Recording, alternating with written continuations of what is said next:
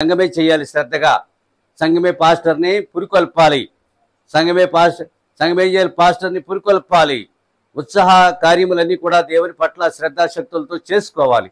సొంత పనులే కాదండి, దేవుని పనులు చేయాలి అని మనం బోధించబడుతున్నాం. దేవుని పనిని చెయ్యాలి. దేవుని కొరకు నిలబడడం అంటే మాటలతో కూడుకునేది. ఒక దేవుడు ఎవరో తెలిసిన తర్వాత దేవుని కొరకు నిలబెట్టమని అడగడం కూడా చాలా ప్రశస్తమైన విషయాలేవన్నీ కూడా. మనం అందరితో పాటు మానవులమే అని అనుకుంటారు, కానీ మనం ఒక మానవతీతమైన నిజమైన విశ్వాస జీవితం జీవిస్తూ ఉన్నాం ప్రియులారా. కనుకనే దేవుని మీద ఆధారపడి ప్రతి విశ్వాసి మానవతీతుడని నేను అనుకుంటాను. కనుక చాలా జాగ్రత్తగా కొంచెం సేపు దేవుని సన్నిధిలో మనం కూర్చుని దేవుని వాక్యాన్ని విందాం. మన పిల్లలు వస్తారు, 7:30 అయింది ప్రియులారా. 9 గంటలకి ఇవన్నీ మనము చాలా జాగ్రత్తగా మనం అన్నీ మనం చేసుకుందాం.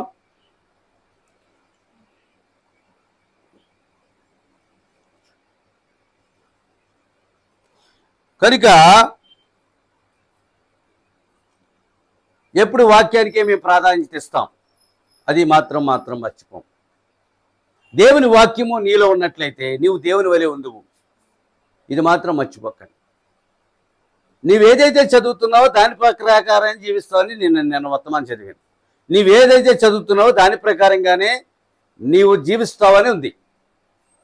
నువ్వేదైతే చదువుతున్నావో దాని ప్రకారంగా జీవించినప్పుడు దేవుని వాక్యం మీలో ఉన్నప్పుడు మీరు దేవుని వలె ఉంటారని ఉంది. ఎందుకంటే దేవుని వాక్యము మీలో ఉంది. ఆ ఉన్నదాని ప్రకారంగా జీవించడానికి నీవు జీవిస్తే నీవు ఆయన వలె ఉంటావు. రండి కూర్చోండి, చైర్ ఉంది. అందువల్ల దేవుని వాక్యం నీలో ఉండాలి.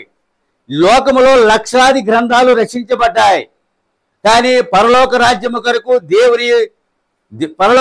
కొరకు దేవుడు ఒకే ఒక గ్రంథాన్ని రచించాడు. దానికి బైబిల్ అని పేరు పెట్టాడు. ప్రపంచ భాషల్లోకి ఇది తర్జుమా చేయబడి ప్రతి ఒక్క విశ్వాసి చేతిలో ఇది ఉంచబడింది. దీని పేరే మరొక పేరు నేను జీవగ్రంథం అని పేరు పెట్టాను. జీవగ్రంథం పరలోకంలో ఉంది, భూలోకం ఉంది. దేవుని పరిశుద్ధులు పరలోకంలో భూలోకంలో ఉన్నట్లుగానే జీవగ్రంథము పరలోకంలోను భూలోకంలో కూడా ఉంది. అందువలన దేవుని వాక్యం నీలో ఉన్నప్పుడు నువ్వు దేవుని వల్ల మీరే దేవుళ్ళు అన్నాడు ఆయన. కనుకనే భూమి మీద మనం దేవుళ్ళము మరియు బుల్లి దేవుళ్ళము. పెద్ద దేవుని యొక్క భార్య బుల్లి దేవుడిగా ఈ లోకంలో ఉన్నదని నేను నమ్ముతాను. కనుకనే ఒక మానవతీతమైన జీవితము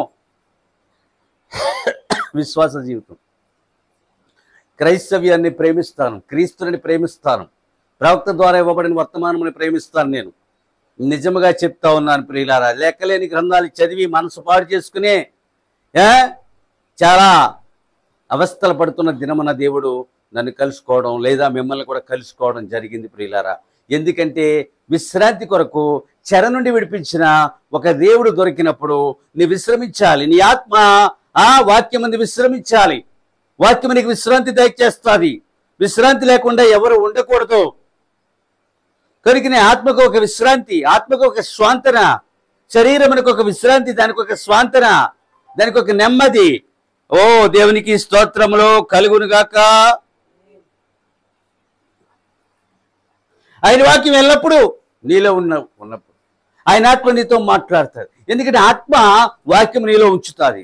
ఎందుకంటే మాట్లాడు మాటలు వాక్యమై ఉన్నాయి. ఆ వాక్యము నీలో ఉంచడానికి పరిశుద్ధాత్ముడు ప్రయత్నిస్తూ ఉన్నాడు. నేను మీలో ఉన్నప్పుడు ఏది ఇష్టం అడుగుడి.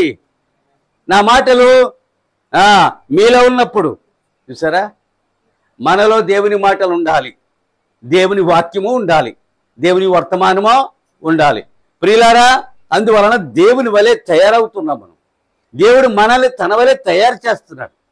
ఈ యొక్క కఠిన శిలలను ఎన్నుకుని శిల్పములుగా మార్చి వాటిని సజీవపరుస్తూ తన వలె ఆయన రూపాంతరపరుస్తూ ఉన్నాడు. కనుక దేవుని ఆత్మ మాత్రమే బోధిస్తుంది. అందుకని మేము వర్తమానం తప్ప అది లైన్ తీసుకోము. మేము అకార్డింగ్ టు మెసేజ్ చెప్తాం. ఎందుకంటే వర్తమానము ప్రవక్త ద్వారా ఇవ్వబడింది కనుక, ప్రవక్తని దేవుడు పంపించాడు కనుక. మనకు వక్తలు ఉన్నారు, ప్రవక్తలు లేరు. వక్తలంటే బాగా ప్రసంగిస్తారు. నా చిన్నప్పుడు సమయం వీర్రాజు గారు అని ఒక రాజకీయ వక్తుడు, ఆయన ప్రసంగాలు బాగా వినేవాడు నేను. అద్భుతమైన రీతిగా చెప్తారు, అర్థమైన రీతిగా చెప్తారు. ఆయన వక్త, కానీ మనకి ప్రవక్తలు కావాలి, ప్రవచించువారు కావాలి, బోధించువారు కావాలి. వాడు వినువారిని దేవుడు ఖచ్చితంగా పంపుతాడు. దేవునికి స్తోత్రములు కలుగునుగాక. కనుకనే దేవుడు పాపులతోనే ముచ్చటిస్తాడు. సమరయ స్త్రీ ఒక పాపాత్మురాలు, జక్కయ్య ఒక పాపాత్ముడు. సమరయ స్త్రీతో ముచ్చటించాడు, జక్కయ్యతో ముచ్చటించాడు, వారితో మాట్లాడాడు, వారిని ఆకర్షించి రక్షించాడు. మనము కూడా జక్కయ్య లాంటి వాళ్ళమే, మనము కూడా సమరయ స్త్రీ లాంటి వాళ్ళమే. కనుకనే మన పాపం నుండి మనకు విడుదల దయచేశాడు. వారు ఉన్న చోటనే మనం ఉంటాం, మనం ఉన్న చోట వారు ఉండులాగానే దేవుడు చేసిన ఏర్పాటును మనం ఆశ్చర్యపరుస్తూ ఉంటుంది. మీరు వెళ్ళి పరలోకి వెళ్ళిన తర్వాత జక్కయ్యతో మనము మాట్లాడవచ్చు, సమరయ స్త్రీతో మాట్లాడవచ్చు. వాళ్ళందరి పేర్లు లేఖనముల గుండా మరి మారుమ్రోగుతూ ఉన్నాయి. చాలా ఆశ్చర్యం అది. ప్రియులారా, జక్కయ్య పేరు బైబిల్ గ్రంథంలో రాయబడింది. జక్కయ్య దిగిరా అన్నాడు, ఎందుకంటే రక్షించడానికి. అంత ఎత్తులో ఉండవద్దు, నువ్వు భూమి మీద ఉండాలి, నువ్వు తగ్గించుకోవాలి. నడు నీ ఇంటికి ఏమొచ్చింది? నీవు నీ భార్య బిడ్డలు రక్షించబడతారు. రక్షణ యొక్క విలువ తెలిసినట్లయితే రక్షణ కొరకే నువ్వు ప్రయాసపడతావు. అందుకే నా ప్రయాసాలు దేనికి లేవు. నన్ను రక్షించుకోవడం, నా సంఘాన్ని రక్షించుకోవడం, నా భార్య బిడ్డల కోసం ప్రార్థించడం, సంఘం కోసం ప్రార్థించడం, నా యొక్క రక్షణ కోసం ప్రార్థించడమే నా యొక్క దినచర్య. ఏది వచ్చినా నాకేమీ తెలీదు కూడా. లోకంలో ఏం జరుగుతుందో నాకేమీ తెలీదు, నేను పట్టించుకోను, గొప్పవారి గురించి పట్టించుకోను. ఏమైనా హల్లెలూయా. కనుకనే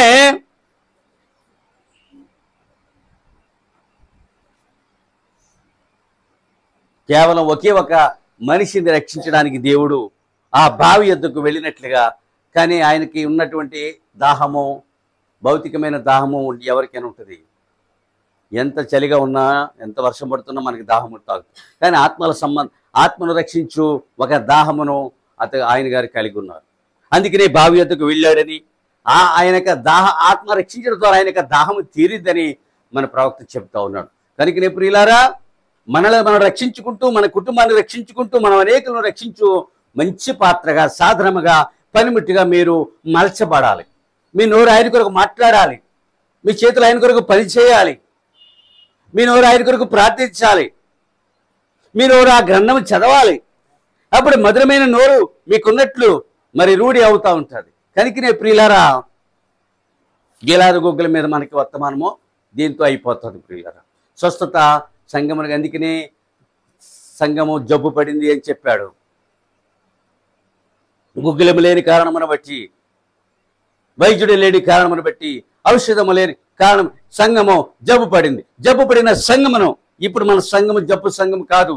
ఎందుకంటే దీనికి ఒక వైద్యుడు ఉన్నాడు, దీనికి ఒక ఔషధం ఉన్నది, దీనికి ఒక స్వస్థత ఉన్నది. ప్రియులారా, దీనికి ఒక వాక్య ప్రత్యక్షత ఉన్నది, దీనికి ఒక బండ మీద సంఘములో పిల్లలు ఇలా చూస్తున్నప్పుడు ప్రియులారా, చక్కని స్థితి దేవుడి దీనికి ఆపాదించాడు. చిన్నదే కావచ్చు, శక్తివంతమైందని ఎప్పుడైనా చెప్పుకుంటారు.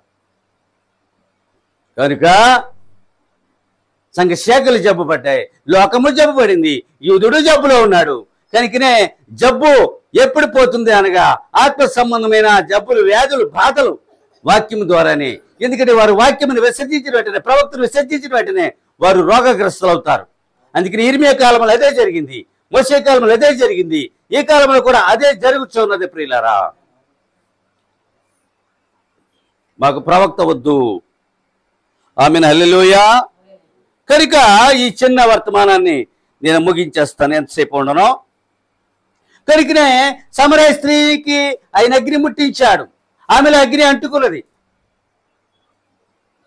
అగ్ని తన పాపం మారిపోయి చేసిందంటే రాకడ వరకు కాదు, ఆమె జీవించినంత కాలము అగ్నితోనే జీవించింది. ఎందుకంటే అంటుకున్న అగ్ని ఆరిపోదు, ఆయన వెలిగించిన దీపం ఆరిపోదు. కనుకనే ప్రియులారా, నూనె కలిగిన దీపం ఏనాడు ఆరదు.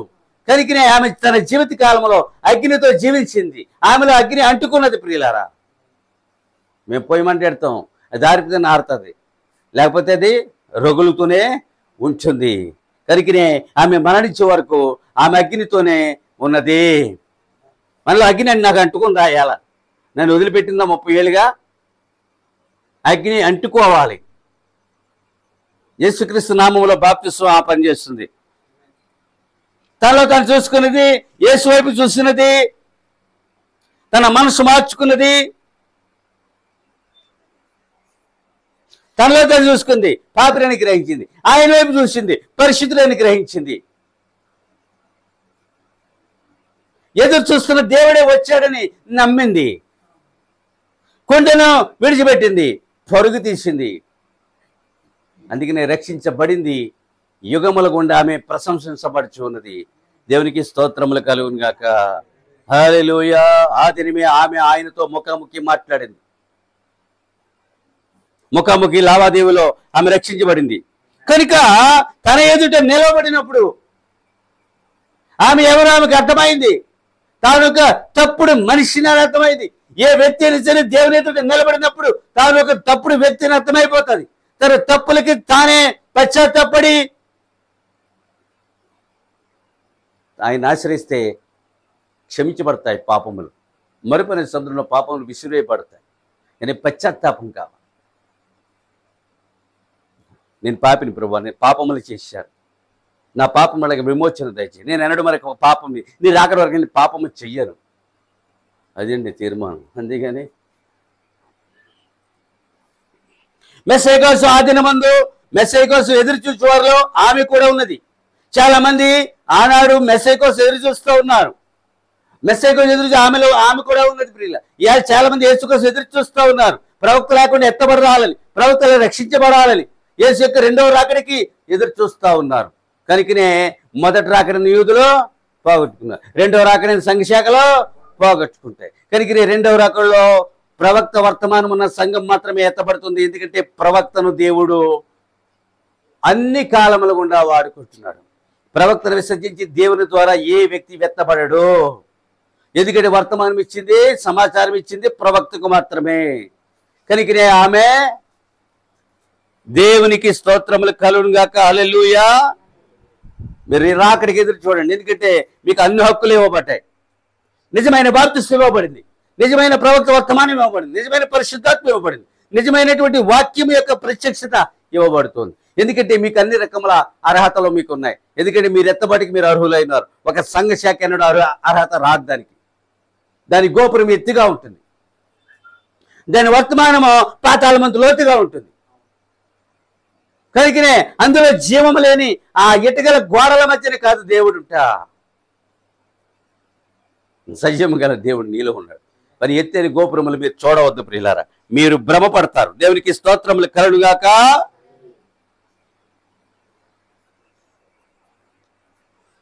ఆరాధన కొండ మీద ఉంటుంది అని చెప్పింది. గతంలో కూడా మాట్లాడాను నేను. అమ్మ ఆరాధన కొండ మీద ఉండదు. ఆరాధన కొండ మీద లేదు. ఇక కొండ మీద దేవుడు దిగి వచ్చాడు భూమి మీదకి. ఆయన ఆరాధించేవారు ఆత్మతో సత్యముతో ఆరాధించాలి. ఈ రోజు నుంచే అలాగ ఆరాధించాలని చెప్పాడు.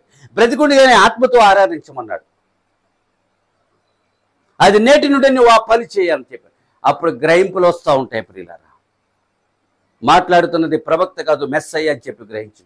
నువ్వు మాట్లాడుతున్న ఆయనతోటి అని చెప్పి ఆమెను చక్కగా ఆయన మరి ఆత్మను రక్షించుకున్నట్లుగా చూసి ఎందరో రోగులు స్వస్థపడ్డారు. ఉదయకాల వర్తమానంలో చూసాం మనం.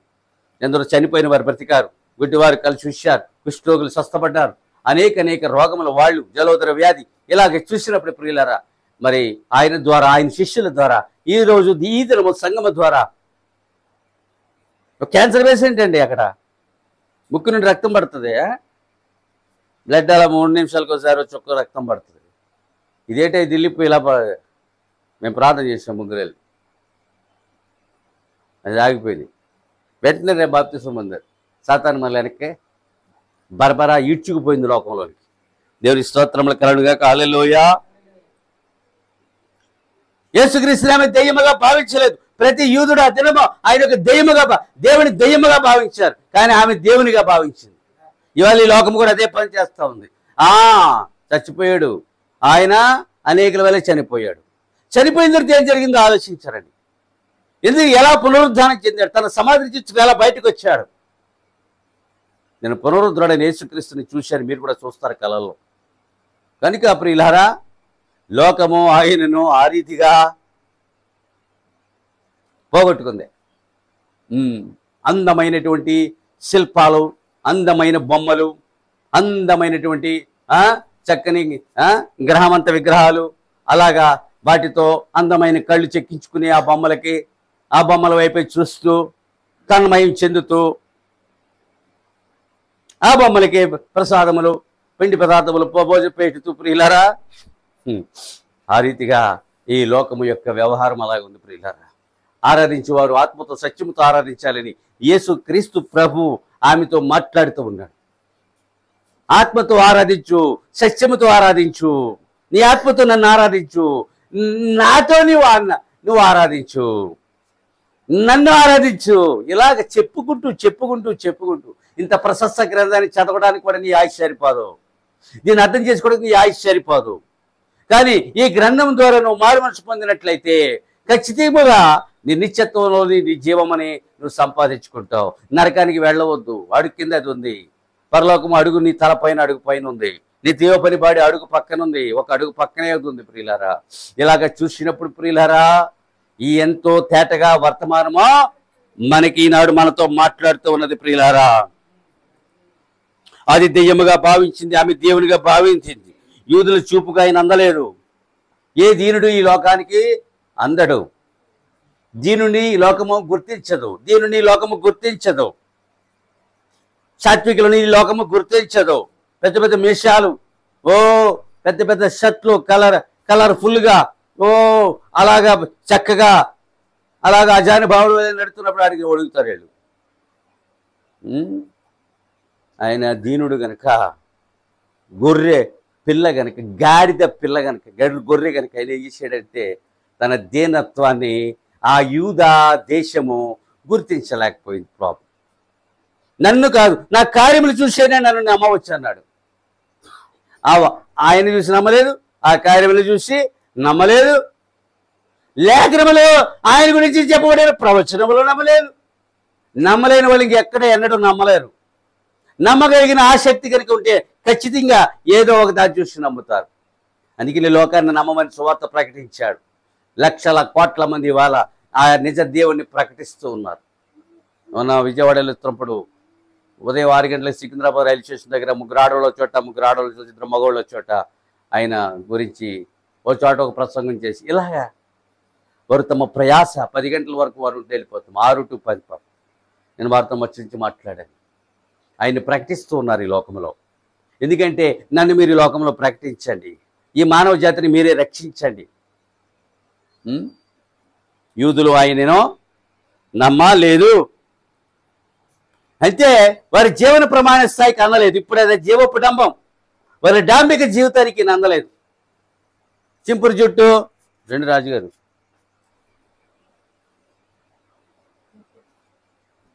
చింపురు జుట్టు, మాసిపోయిన గడ్డం, బురద కాళ్ళు, సరిగా ఉతకిన బట్టలు, ఇవన్నీ చూసి ఎలా ఉన్నాడు? ఫకీర్ బాబాలాగా ఉన్నాడు. ఎలా ఉన్నాడు? అంతే. మరి ఎలా ఉండాలి? తలతల ఆడిపోవాలి, మెల్లమెల్ల మెరిసిపోవాలి. అది గొప్ప అంగి ఉండాలి, గొప్ప తలపాగా ఉండాలి. అలా లేడు. నేను సాత్వికుడును, దీన మనసు కలిగిన వాడును అని చెప్పాడు. కనుకని వారి జీవన ప్రమాణ స్థాయికి ఆయన అందలేదు, వారి డాంబిక జీవితానికి ఆయన అందలేదు పాపం.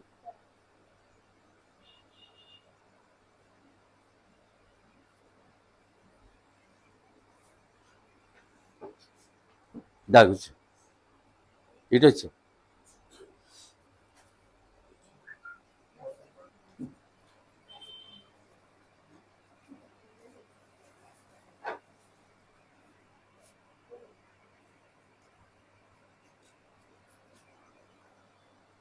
కనుకనే అందడు.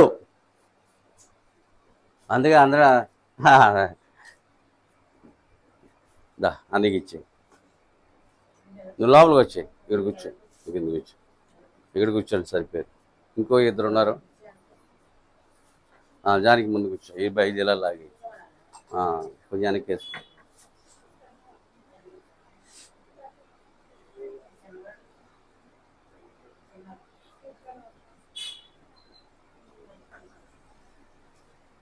ఆయన వచ్చి స్వస్థత కొరకు, స్వేచ్ఛ కొరకు, స్వాతంత్ర్యము కొరకు, ఆశీర్వాదము కొరకు, దేవుని కొరకు ఆయన మనలను కోనేట్లో దించి ఏం చేశాడు? దించి ఉన్నాడు. దేని కొరకంట? స్వస్థత కొరకు, ఆనందము కొరకు, ఆశీర్వాదం కొరకు, దీవెని కొరకు. ఎక్కడ దించాడు? కోనేటిలోనికి దించి ఉన్నాడు. కోనేటిని బాప్తిస్తాం. ఇన్ని ఉంటాయి అందులో. స్వస్థత, ఆనందము, దీవెన, కృప అన్ని కలిపి ఆ బాప్తిస్మలో ఉన్నాయి. చూడండి, ఒక ఆయన ఓడలో వెళ్తున్నాడు, ఒక ఆయన ఎక్కడికి వెళ్తున్నాడు, వాళ్ళు వెళ్తున్నాడు. దరిదాపు 10-15 రోజులు ప్రయాణం అని అనుకుందాం. అవునా? టికెట్లోనే భోజనము, ఉదయం అల్పాహారము, మధ్యాహ్నం భోజనం, రాత్రి భోజనం, టీ కాఫీలు అన్నీ ఎక్కడున్నాయి? టికెట్లోనే ఉన్నాయి. వాటికి ప్రయాణానికి కలిపి చెల్లించాడు. కానీ ఒకవేళ ఆయన టిక్కెట్కే కావాలి డబ్బులు, అయ్యి 3 రోజుల తర్వాత అయ్యా 3 శ్వాస వచ్చి అలాగా, నువ్వు అలా ఉన్నావంటే, నేనేమి తింటలేదు, డబ్బులు లేవు, డబ్బులు టిక్కెట్లోనే, టిక్కెట్ చూపిస్తే నీకు టిఫిన్ ఇస్తాడు, టిక్కెట్ చూపిస్తే నీకు భోజనం ఇస్తాడు, టిక్కెట్ రాత్రి భోజనమో ఇస్తాడు. టిక్కెట్లోనే అన్నీ బాప్తిస్మములు అన్నీ దాగి ఉన్నాయి. ప్రభువైన యేసుక్రీస్తు నామములో బాప్తిస్మము అన్ని అందులోనే, నిత్య జీవము, ఈ లోక భోజనము, పరలోకపు భోజనము, స్వస్థత, దీవెన, ఆశీర్వాదము, అన్ని విజయములు ఎక్కడున్నాయి? ప్రభువైన యేసుక్రీస్తు నామములో ఉన్నాయి. ఇప్పుడు అర్థమైందా? ఆ వార్ టికెట్లో ఏమున్నాయి? అన్ని అందులో ఉన్నాయి. అప్పుడు అతనేమయ్యాడు, తన ప్రాణాన్ని నిలబెట్టుకున్నాడు. ఏంటి? వెళ్ళి వెంటనే కొనుక్కోగలిగాడు. టికెట్లోనే, ఫ్లైట్ టికెట్లోనే అన్నీ అందులో ఉంటాయి. నువ్వు వెళ్ళే ముందు అందులోనే నీ భోజనం అన్నీ కూడా ఆ టికెట్లో కలిపి తీసేసుకుంటారు. అర్థమైనా? ఆమేన్, హల్లెలూయా. నువ్వు పొందిన నిజమైన బాప్తిస్మలోనే అన్ని రకముల ఆశీర్వాదములు, దీవెనలు, స్వస్థతలు, సంతోషములు, స్వేచ్ఛ, స్వాతంత్రములు అన్ని అందులో ఇమిడి ఉన్నాయి. యూదులకే కాదు బాప్తిస్మము, అన్యులకి దేవుడు దాన్ని ఆపాదించాడు. కనుకనే నీటి బాప్తిస్మం ద్వారా ఏమవుతున్నావు? రక్షించబడుతూ ఉన్నావు. నీటి బాప్తిస్మం ఏమవుతున్నావు? నమ్మి బాప్తిస్మం పొందినాడు ఏమవుతాడు? ఖచ్చితంగా ఏమవుతాడు? రక్షించబడతాడు. ఆమేన్, హల్లెలూయా.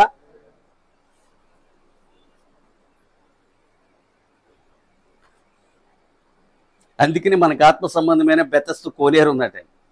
మనకి ఆత్మ సంబంధమైన ఆ జలోదర వ్యాధిగ్రస్తుడు కోనేరు దగ్గర పడున్నాడు. ఎవడు కూడా తీసుకెళ్ళి నీళ్ళల్లో ముంచట్లేదు. ఎందుకంటే ఒక దేవత వచ్చి నీళ్ళు కదిలించగానే ఏ రోగి అయితే ముందు దిగుతాడు రోగి స్వస్థపడతాడు. ఎన్నో సంవత్సరములుగా ఆ కోనేటి దగ్గర ఆ రోగి పడి ఉన్నాడు. యేసు వెళ్ళాడు. ఆ జలోదరం అంటే ఏంటి? జలము, ఉదరము, నీటి కడుపు, నీటి కడుపు. అది జలము ప్లస్ ఉదరము జలోదరము అంటే ఏంటది? నీటి రోగం కడుపుకి వచ్చింది అంటే కడుపులో వాసిపోయింది అనమాట. వెంటనే ఆయన ప్రార్థించగా ఆ రోగి స్వస్థ. నువ్వు కోనేటిలో దిగవలసిన పని లేదు. నువ్వు కోనేటిలో, కానీ మరొక కోనేటిలోకి దించాడు. అది బాప్తిస్మం నిమిత్తము, ఆత్మ సంబంధమైనటువంటి నిజమైన బాప్తిస్మం పొందడం కొరకు దేవుడు మరో కోనేటిలోకి మిమ్మల్ని దించాడు. బెతస్దా కోనేరు ఇప్పుడు ఉందో లేదో మనకు తెలియదు, కానీ నిజమైన కోనేటిలోకి దిగేం చేసావు? నీ కర్మ జన్మ పాపను విడుదల పొందావు.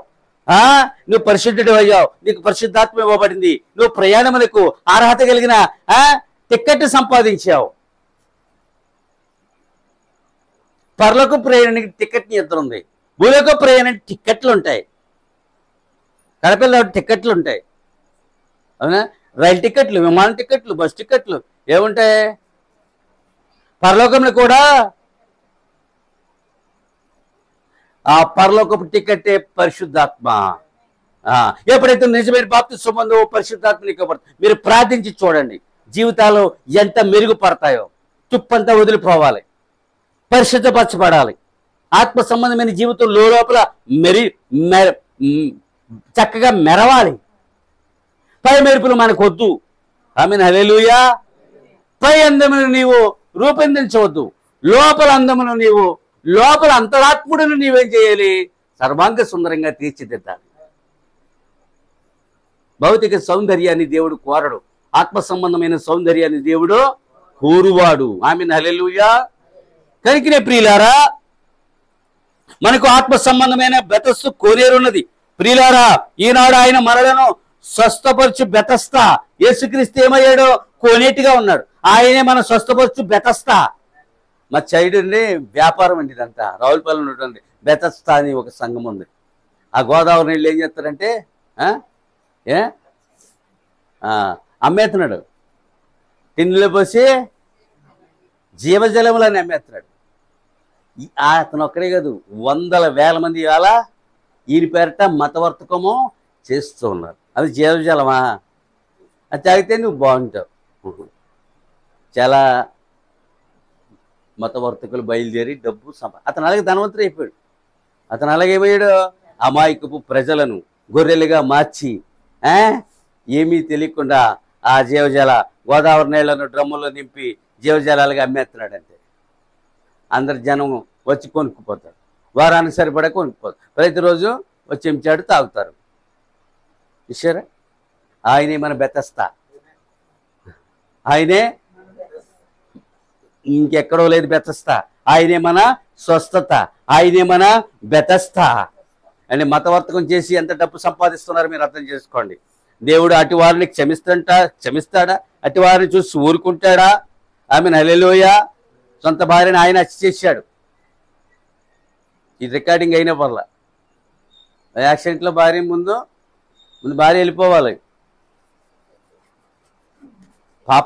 పాపం చేయి పాస్టర్లు ఉన్నారు భూమి మీద, తెలుసా? ఎవరున్నారు? ఏం చేయి పాస్టర్లు? భార్య అడ్డుకుంటే భార్యని లేపేయడమే.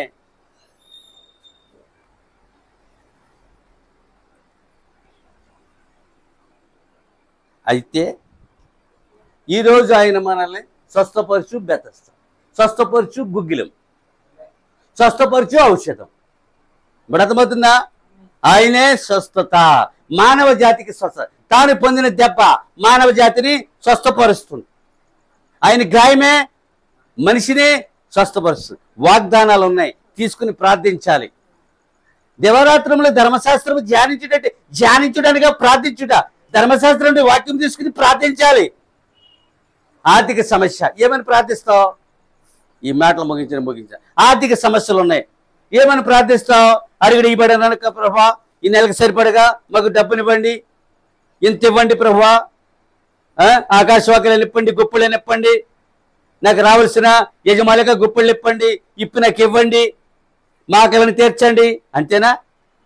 ప్రభు పోషణాధారం అన్నోదకముల ఆధారం అంతే నీవైందో ప్రభువా, తెల్లవారులా ప్రార్థించు.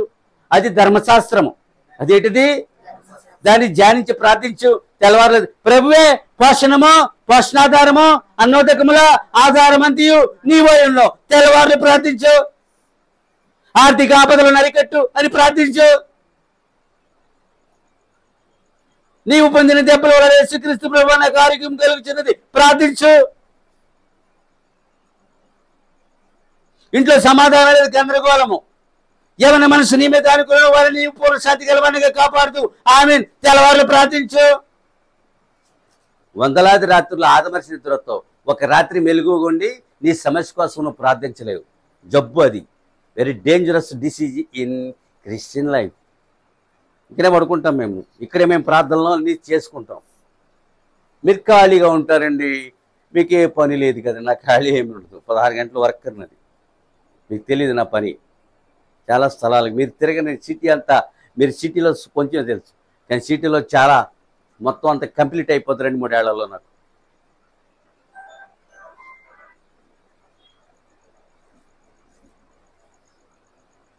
వాగ్దానం తీసుకో, వాగ్దానం మీద నిలబడు, ప్రార్థించు. అదే మాట తీసుకుని అదే మాటని తెల్లవారులో ప్రార్థించు. ఆర్థిక ఆపదలు వస్తాయి, ఆరోగ్య ఆపదలు వస్తాయి, శత్రువుల నుండి ఆపదలు వస్తాయి. ఆపదలు ఎన్ని రకములు అవి ఏవి అంటే లెక్కలేనన్ని ఆపదలు. ఎన్ని అవి ఏమంటే ఏ ఆపద ఎలా తెలుస్తుంది నీకు? ప్రతి ఆపదను తప్పించు దేవుడు. నీవు కలిగి ఉండి నువ్వు ఆపదలో పడి నువ్వెందుకు కాలిపోవాలి అసలు చెప్పండి? ప్రార్థనే ప్రతి ఆపదను తప్పిస్తుంది. ఆరోగ్య ఆపదను, ఆర్థిక ఆపదను, శత్రువులలో ఆపదను, ఆకస్మిక ఆపదలను అదేం చేస్తుంది? ఖచ్చితంగా తప్పిస్తుంది. ఎందుకంటే మీ చుట్టూ దేవదూతలు ఉన్నారు. నువ్వు ప్రార్థించినప్పుడు వారు రంగం మీదకి వస్తారు. నువ్వు అడిగావు ఖచ్చితంగా దేవుడిని. దేవదూతలు వారు తప్పి కాదు. వ్యక్తిగతంగా నీకు ఒక ప్రార్థన ఉండాలి. నువ్వు దేవుడిని అడుగుతూ ఉండాలి. నీ బ్యాంకులో డబ్బు ఉందంటే ఇంట్లో బియ్యం వచ్చేస్తే బ్యాంకులో డబ్బు ఉన్నంతనే నువ్వు బ్యాంక్కి వెళ్ళాలి, డ్రా చేయాలి, కొట్టి దగ్గరికి వెళ్ళాలి, కొనాలి, మళ్ళీ కడిగి అప్పుడు తినాలి. అంతేనా? డబ్బులు వెంటనే కంట్రోల్కి వచ్చేస్తుందా? కూర్చో.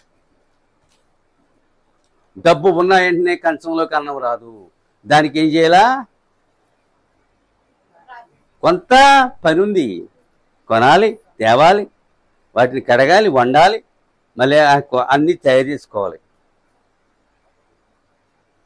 వాగ్దానం నెరవేర్చుకోండి. అలా తప్పగా జీవిస్తే ఏముండదండి. ప్రభు కొరికి భక్తుడు అలా ఉన్నారు. మహర్షులు అవుతారు, మీరు భక్తులు, మీరు ఋషులు అవుతారు, మీరు మునులు అవుతారు. ఈ లోకం యొక్క ఆకర్షణ శక్తిని దాటి సంపూర్ణంగా రావాలి.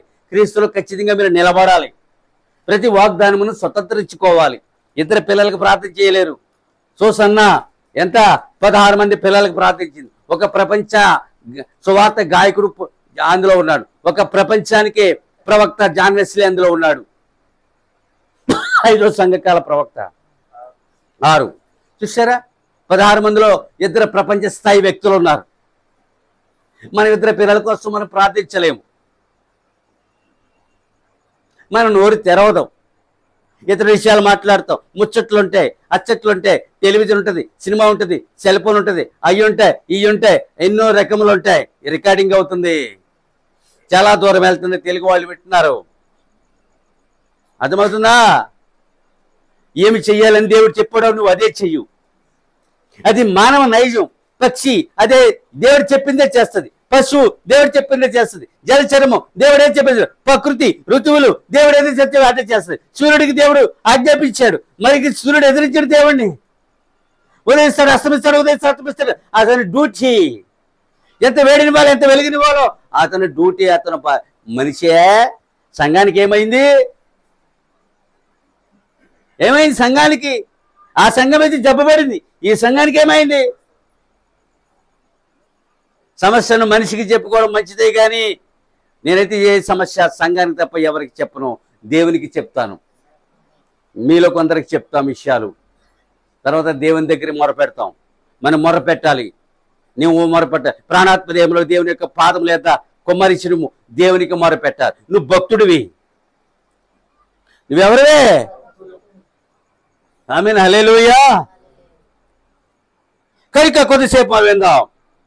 ఆయనే మన యొక్క బెతస్త, ఆయనే మన యొక్క గుగ్గిలము. ఆయన గాయములు మన పుండ్లను స్వస్థపరుస్తున్నాయి.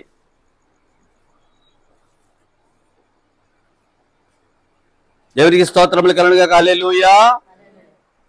కనుక స్వస్థత మీద కొన్ని విషయాలు ఉదయకాలము ఇప్పుడు మనము చూశాం ప్రియులారా. మంచిదండి. 1 అవర్ మెసేజ్ మనం కొంచెం చూడండి. ఎన్ని నిమిషాలు వచ్చింది?